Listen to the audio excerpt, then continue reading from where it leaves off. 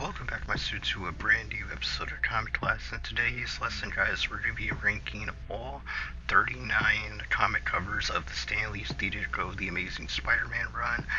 And yeah, we're going to start doing ranking videos on the channel. And I thought, why not start off my first ranking video ranking all 39 comic covers in the Stan Lee's Ditko run. And I will be doing the same type of ranking video once we finish the John Romita Sr. / Stan Lee run. When we get done with that. So yeah, without further ado, let's jump right into today's ranking. And yeah. So getting started, we have about 5 different categories, being legendary, icon, great, average, and fail/bad. And yeah, I really wanted to put these 5 different categories because I don't think that every single one of these covers is, very like legendary, in that I wanted to give a very special high ranking for some covers that I just consider to be way above the rest, and them alone kind of like go past of being just a comic cover in a way in that it's adapted to different mediums, stuff like that, and just reach a different height. So that's why we have legendary and we have icon, as well as great being, just a very good cover, and average being just like a, like okay cover, and fail/bad being kind of like what I consider a very bland/boring cover that does nothing for me. But yeah, let's jump right into this. So starting off, we're going to start off and do these in order as they were released, issue by issue. So the first thing we need to look at is Amazing Fantasy number 15. Right off the bat, this has to go into legendary. This is the first ever cover appearance of Spider-Man. It's one of the most iconic comic covers of all time. That's not debatable. It's similar and put up on a similar pedestal as like Action Comics number 1 and Detective Comics number 27, I believe, being the first appearances of Superman and Batman, respectively. So yeah, definitely deserves to be put into the legendary category. Next, we have The Amazing Spider-Man issue number 1. I think this is a great cover. I really enjoyed the way the perspective is used, and it really shows the characters of the Fantastic Four really well drawn, and them, trying to capture Spider-Man like the Spider is really interesting for a comic cover, and overall I just think it's great. The next thing we have is The Amazing Spider-Man issue number 2. I think this is an average cover. The Vulture's not one of my favorite Rogues Gallery villains, but I do believe that even a bland villain can make a great cover if done right, but this cover really just doesn't do anything for me. And I don't think it's bad. I don't think it's a fail, but I think it's overall just average, not in the great category. Next, we have The Amazing Spider-Man issue 3. I'm going to put this in icon. Very good cover. Very good first cover appearance of Dr. Octopus. I really enjoyed the perspective of this piece. I also enjoy that it shows how formidable Dr. Octopus's tentacles are going to be in this issue, and how formidable of an opponent he's going to be, being one of Spider-Man's greatest Rogues Gallery villains. So definitely has to be put into the icon category. Next, we have The Amazing Spider-Man issue number 4, the first cover appearance of Sandman. I think this is a great cover. I don't think it would be put in the same tier as the Dr. Octopus one. And I think most of it has to do with the 4-panel grid on the cover. I really do enjoy it. I think these panels are great, but it's not the same thing as having a single splash page type piece, at least to me. But it's definitely great and just shows Sandman's abilities and his fight against Spider-Man. So really good action panels to sell the comic back then, I bet. So I'm gonna put it in the great category. Next one we have is The Amazing Spider-Man issue 5, cover appearance of Doctor Doom against Spider-Man. This is an average cover, not that great. Not much to say about it. The issue itself, though, is very good and one of my favorite stories in the original run. Next we have The Amazing Spider-Man issue number 6, which is the first cover appearance of the Lizard. Very good. Going to put in icon. The same thing as the Dr. Octopus cover. You get to see the way the perspective is used is very unique, and it really gives us a feel for the lizard's character and how he fights. Just very cool comic cover and good first cover appearance for the lizard. Going into issue number 7, the Amazing Spider-Man issue number 7, we have The Vulture Returns. And again, not that great, very bland cover. I would actually put this in the bad category. It's very bland. I was about to put it in average, but considering his other comic appearance, his first ever comic cover appearance, is a lot more better with the use of the red background, and it really makes the other colors pop a lot more. And that is bland too, but the fact that this says just a regular blue sky, very bland comic cover, and there's nothing really unique about it, so I'm gonna put it in the fail/bad category. Next, we have the Amazing Spider-Man issue number 8, I believe. Yeah, 8. This is another fail for me. Not very unique at all. Very bland. It has like these little circle things that you saw back then, like in some OG comics way back in the day.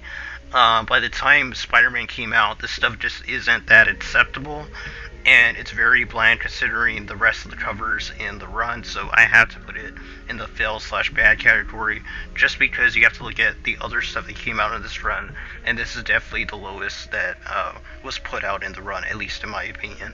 But right after these two bland covers, he knocks it out of the park. I believe Steve Ditko did the comic cover, so he knocked it out of the park with the next one being put straight into Icon, with the Electro cover, The Amazing Spider-Man issue 9. Fantastic cover. Probably one of my favorites in the single page, well, it's not a single page layout, because you have like these little pictures on the bottom as well, but we get a really cool action piece with Electro shocking Spider-Man or electrocuting him when he tries to touch him, which is in the actual comic itself in their fight, so that was really cool, and definitely deserves to be put in Icon. Next one we have is the Amazing Spider-Man issue 10, The Enforcers. Very bland. It does its job, but I would say that, I'm gonna put it in average, because it's an okay cover. Considering the Enforcers aren't that big of villains, I'm gonna put them there. And it, at least it shows all of them in a single picture. It's not the same as like, issue 8. Issue 8 was just very bland. So I think this has a little more personality, despite the boring, color background. But yeah, so that's the reason why I'm putting it in average, and I didn't put issue 8 into average, because I feel like the way those bubbles look, the circle things, it just ruins the entire piece, at least in my opinion. Going to the next one, which is issue 11, we have the Return of Dr. Octopus. This is an average cover. Nothing more needs to be said, just an average 5-piece cover with Dr. Octopus and Spider-Man. Next one we have Unmasked by Dr. Octopus. This is a scene that gets adapted in the 1994 cartoon, I believe. And it's a very good cover showing Dr. Octopus unmasking Spider-Man / Peter Parker. So, where he reveals, he unmasks and sees that it's Peter Parker, he reveals Peter Parker. Very good cover, and I'm going to put it in great. Next one goes into Icon, being Mysterio. A lot of these first appearance covers of these villains, and this being the first cover appearance of Mysterio, does a really good job showcasing them and their powers and stuff.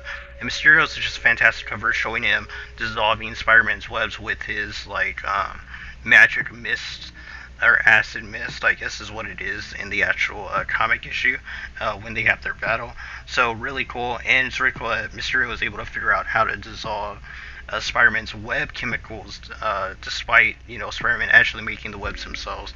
So they're not just regular webs. So it shows how smart Mysterio is as well, and the cover does a good job in showcasing that before you read the actual issue. So when you read it, you're gonna get more out of that cover. So definitely deserves to be put in the Icon category. Next we have issue, I believe this is 12, or let's see, we have 1, 2, 3, 4, 5, 6, 7, 8, 9, 10, 11, 12, 13. This is issue 14. The Amazing Spider-Man issue 14. This is going to be put in the great. This is the first cover appearance of the Green Goblin, but considering the stuff that we got way later on, this is very, blandish. But the fact that they're fighting in a cave is really cool, and I do like the composition and the perspective of Spider-Man using his spider agility while Green Goblin is trying to hit him with his magic beams or rays or whatever they are. I think they're magic beams. So yeah, I'm putting that in great. The fact that Spider-Man's using the Spider-Man agility, basically spider-like agility, to dodge magic beams is just a great piece, and I do enjoy it, but I don't think it's an icon category, so I'm going to put it in great. Going to the next one, which is the Amazing Spider-Man issue 15, Kraven the Hunter. I would say this is a great cover. I really like how it portrays Kraven and shows that he's a hunter, as his name says, with Spider-Man being caught in this thing of rope. Very cool. Kraven's rope and him, being very menacing looking on cover is very cool, but I don't think it reaches icon status. But definitely deserves to be in great. We have issue 16, which is the Daredevil. The Amazing Spider-Man issue 16, the Daredevil issue, team up issue. I'm gonna put this in fail and bad.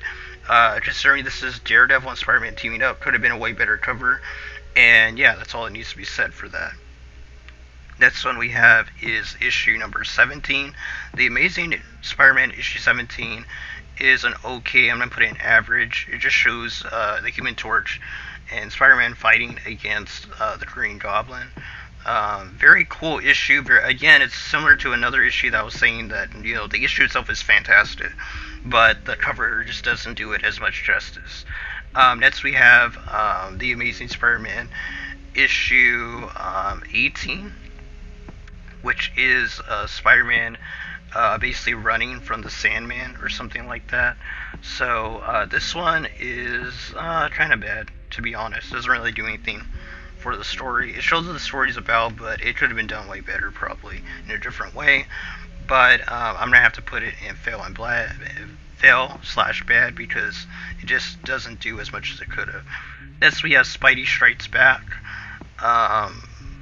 which is the Amazing Spider-Man issue 20 or 19. I think it's 19.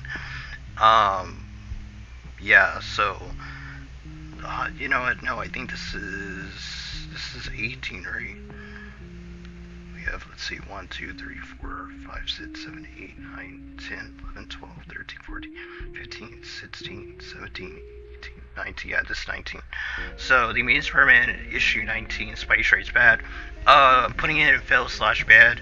Very bland. Just shows Spider-Man coming to you, the viewer, and shows, I think it's Sandman and the Human Torch. It's okay. Again, issue is very good though, and definitely should go check it out. Next we have the Amazing Spider-Man issue 20, which is the Scorpion's first cover appearance. I'm gonna put this in great. I don't think it's an icon, despite this being his first cover appearance. I think another cover appearance he makes in here is way better, and definitely would have made icon had that been his first cover appearance here. But we'll talk about that when we get there. But yeah, it definitely deserves to be in great. Next we have the Amazing Spider-Man issue number 21, which is where the Human Torch and Spider-Man fight each other, and they also fight the Beetle, which is a Human Torch villain. And yeah, this is an okay-ish cover. I don't think it's a fail, but it's not that great, so we're going to put it in average. Next we have the Amazing Spider-Man issue number 22, which is the Clown, and his, I forget what they're called. Is there the Crime Masters or something like that? This was an okay issue, but the cover itself isn't that great. Definitely gonna put it in an average. I don't think it's bland. It has a good amount of colors in it, and definitely you can tell they definitely did try a little bit. So I'm not gonna put it in fail/bad. We'll put it in average. Next we have the Amazing Spider-Man issue 23, which is the Goblin and the Gangsters. Very cool cover. We're gonna put it in average though. No, you know what? We'll put it in great because the action sequence between the Green Goblin and Spider-Man is always well drawn in these covers, and it's just really cool to look at. So we're gonna put it in great. Next we have the Amazing Spider-Man issue 24, which is Spidey Goes Mad, or Spider-Man Goes Mad. Not that great. We're gonna put it in fail/bad. I mean, it tells you what the story's about, basically, with the cover, but again, probably could have been done in a more great way, and it's not that cool to look at. So we're gonna put it in fail/bad. Next, we have the Amazing Spider-Man issue 26, which is J. Jonah Jameson strikes or something like that, or captures Spider-Man or something. This is where J. Jonah Jameson gets into that like Spider Slayer type machine, and yeah, this one is it's kind of average. It's not bad. I mean, and we get to see J. Jonah Jameson in the cover, which we hardly ever see him in the covers. So I do think we should put in average. Next, we have the Amazing Spider-Man issue 26, I believe, which is the Crime Master's mask or something, or unveiling or unraveling the Crime Master's mask. I forget what the title is for this one. This one's interesting. We're gonna put this in great. I love how it shows two villains on the cover taking on Spider-Man. The coloring is kind of bland, but it's okay. You know, the background coloring is just an ocean in the sky. But they're fighting on like some type of bridge, and it's a pretty cool scene, just seeing two villains coming at him. The next one we have you know what, we're gonna put this in average. No, you know, we'll keep it in great, and we're gonna put the Amazing Spider-Man issue 27, which is Bring Back My Goblin to Me, in great as well. This is one of my favorite covers in the entire series. I don't think it's an icon though, but it is one of my favorite covers in the entire comic run. So I have to put it in great. Just a very cool cover, and the story is fantastic. Going into the next one, we have the Amazing Spider-Man issue 29, I believe, or is it 28? I think it's 28.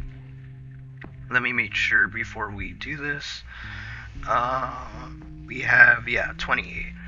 So we have the Amazing Spider-Man issue 28, which is the Molten Man. And the Molten Man is a very cool cover. We're going to put this in great. The use of colors and the inverted like light effect, where it's like they're lit up in the dark, it's just really cool. I don't know if that's actually how it is for Spider-Man with his spider sense, or like what this perspective is supposed to be of this cover, but whatever it is, it's very cool looking, and we have to put it in great. Next, we have the comic cover I was talking about when we talked about the Scorpion's first cover appearance, which is Never Step on a Scorpion, which is the Amazing Spider-Man issue 29, Never Step on a Scorpion. This is going in icon. This is what the first comic cover appearance should have been for the Scorpion, but luckily the second time around, Steve Ditko just got it right and utilized how the Scorpion would fight in the water. And this scene with Spider-Man and Scorpion, the Scorpion fighting in the water, is fantastic. One of my favorite comic covers in the entire run, 100%. Next we have the Amazing Spider-Man issue 30, which is, I think it's Call of the Cat or something like that. The Claws of the Cat is what it's called. Another great issue in the story. We get to see in this issue the cat, which is not that great of a villain, but it's an okay cover. We're gonna put it in average. I do like the colors on it though, but the idea itself of the cover is not that interesting. It's just like some water tower falling and Spider-Man dodging it or trying to stop it from falling. Not that interesting, so we're going to put it in average. Next we have the Amazing Spider-Man issue 31, If This Be My Destiny. These are all going to go, well, you know, we're going to put this issue, and we're going to put the next one, the Amazing Spider-Man issue 32, Man on a Rampage, in the great category. The entire 3-issue story arc that this covers is fantastic. Every issue has a great cover. Every issue is great written and has great artwork. It's just the overall great product between Steve Ditko and Stan Lee. Just fantastic. Stan Lee and Steve Ditko just knock it out of the park, and Stan Lee and Steve Ditko also delivered another legendary cover and storyline, which is the final portion of the story arc of this three-issue story arc, which is the final chapter.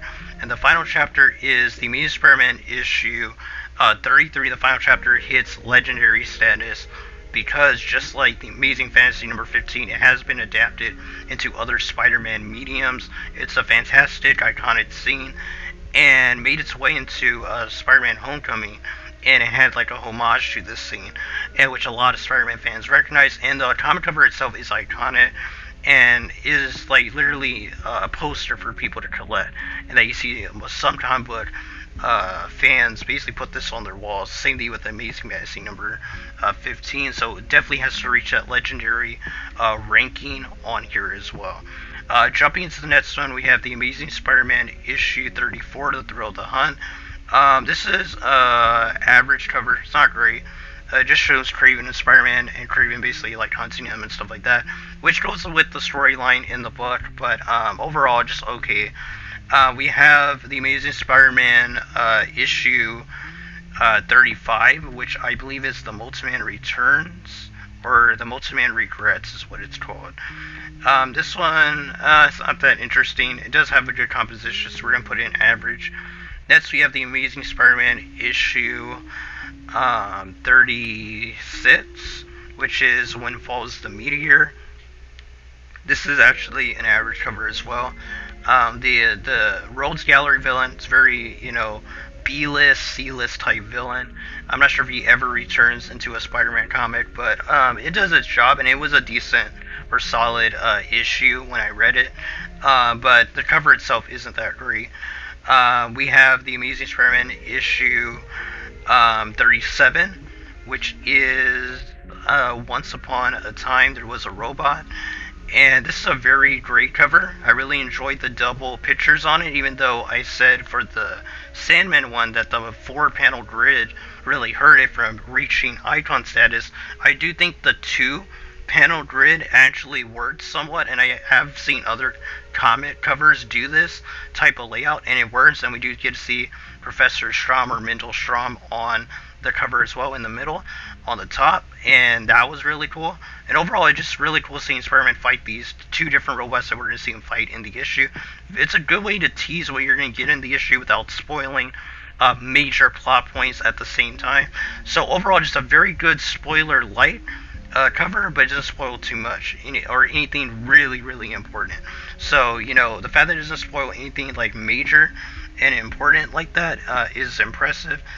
And, not spoiling major important things like that is, important. So we have to put it in great. I don't think it reaches icon status despite it not spoiling major events in the book, other than him fighting the robots. But yeah, we're going to keep that in the great category. Now we have the final one, which I think I accidentally clicked on here. Yeah, why did I put it in Fell in Bed? That was a misclick. So we have the final issue to talk about, the comic cover, which is the Amazing Spider-Man issue 38, just a guy named Joe. This is the final cover, I believe, that Steve Ditko ever drew. This is the final issue of Spider-Man that Steve Ditko ever drew. So it's a very important cover, and considering what it is, you have to judge it in a different way.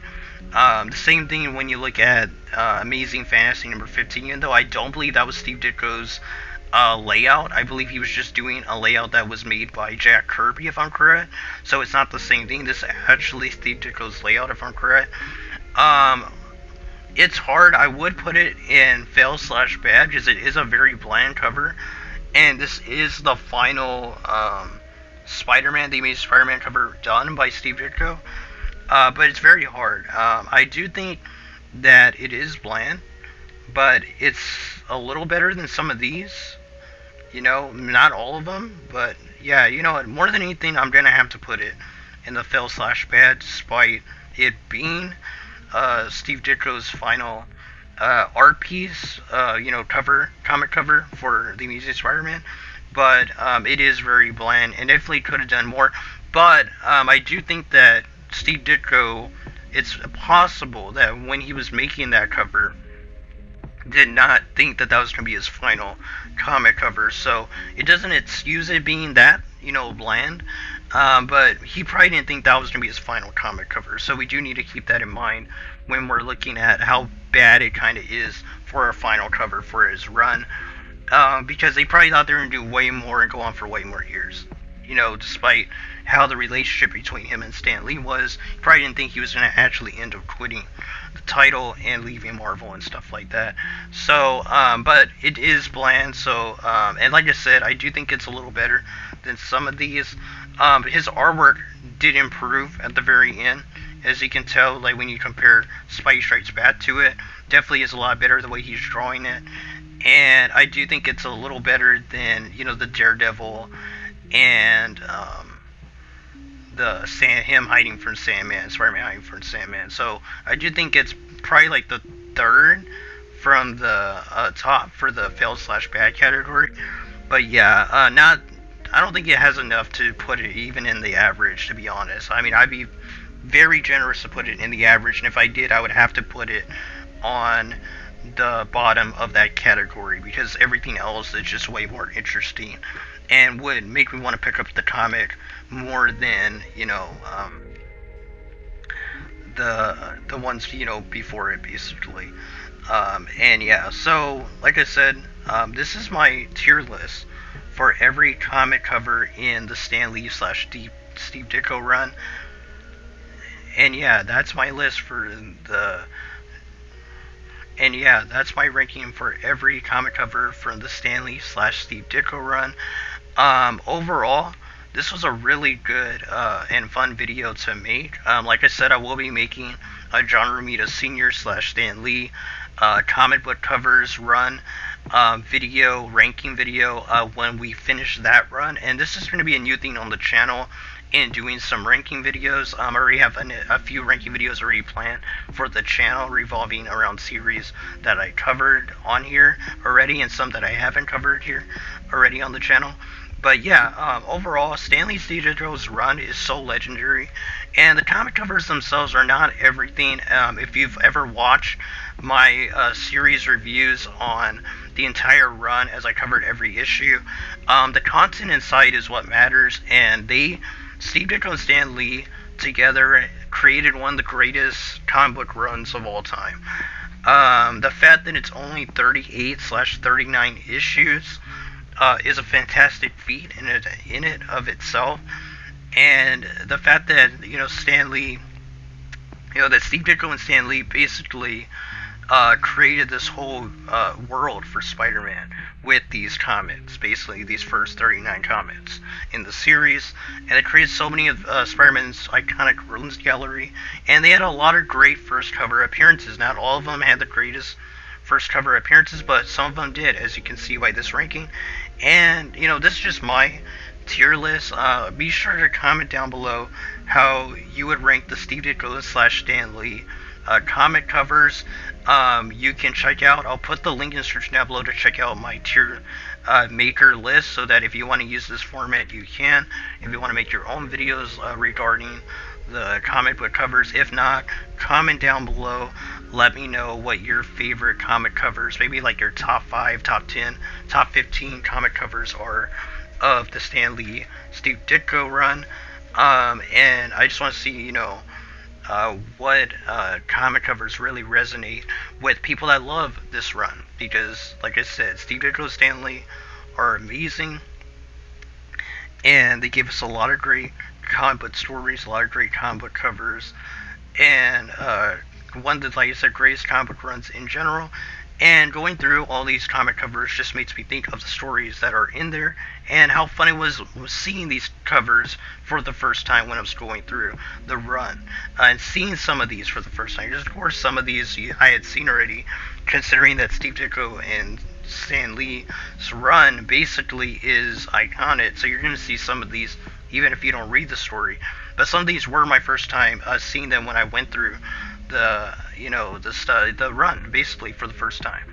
But that's going to be all, guys. Until the next video, be sure to check out, if you haven't already, you're new to the channel, I have the entire Steve Ditko / Stan Lee comic book run on the channel in single videos or a 4-hour full story format. You can go check out that video, watch it in parts, watch the original video segments if you want to watch them like day by day or however you want to watch them any way you want. And we're also covering the John Romita Sr. Stan Lee run, which takes place right after this run, right now on the channel, and we're going to try getting those reviews out more regularly. So yeah, but yeah guys, so that's my ranking of all 39 comic covers of the Steve Ditko / Stan Lee run. And yeah, until next video guys, God bless you. Until the next lesson, keep on reading those comments.